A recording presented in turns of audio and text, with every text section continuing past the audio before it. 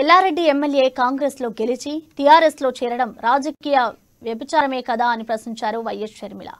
ఎల్లారెడ్డి నియోజకవర్గం లింగంపేట మండల కేంద్రంలో వైఎస్ షర్మిలకు ఘన స్వాగతం పలికారు. రెండుసార్లు కేసీఆర్ ను ముఖ్యమంత్రి చేస్తే ఒరిగిందేమీ లేదన్నారు.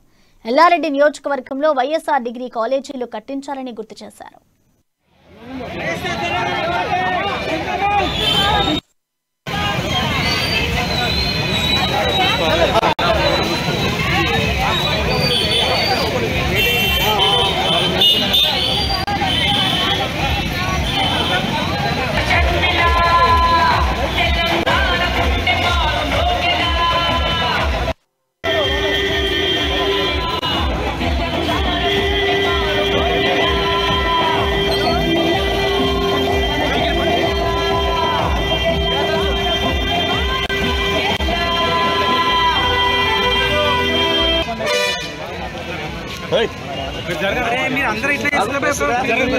తెలంగాణలో అసలు ప్రజల కోసం నిలబడి కొట్లాడే పార్టీలే లేకుండా పోయాయి కాబట్టి, ఎందుకంటే ఈరోజు తెలంగాణలో రాజశేఖర్ రెడ్డి గారి సంక్షేమ పాలన ఎక్కడా కనిపించకుండా గల్లంతైపోయింది కాబట్టి కాంగ్రెస్ బీజేపీ పార్టీలకు ఓట్లేస్తే వాళ్ళు మాత్రం ఏం చేశారు?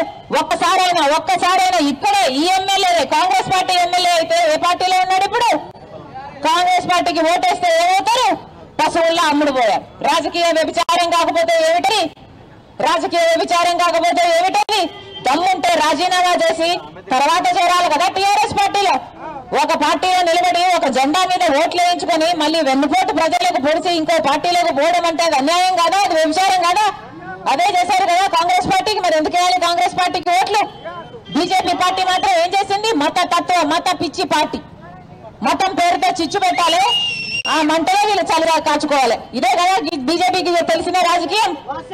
ఎవరూ నిలబడలేదు, ప్రజల పక్షాన ఎవరూ నిలబడలేదు. ఈ రోజు రాజశేఖర్ రెడ్డి బిడ్డ పార్టీ పెట్టింది అంటే ఎందుకు పెట్టింది? ఎందుకంటే 8 సంవత్సరాలుగా కేసీఆర్ గారు ఆడిందే ఆటగా పాడిందే పాటగా సాగితే ప్రశ్నించాల్సిన కాంగ్రెస్ బీజేపీ పార్టీలు ఒక్క రోజైనా అయ్యా కేసీఆర్ ఒక్క మాట కూడా ఎందుకు నిలబెట్టుకోవడం లేదు అని ఒక్కసారైనా అడిగినారా?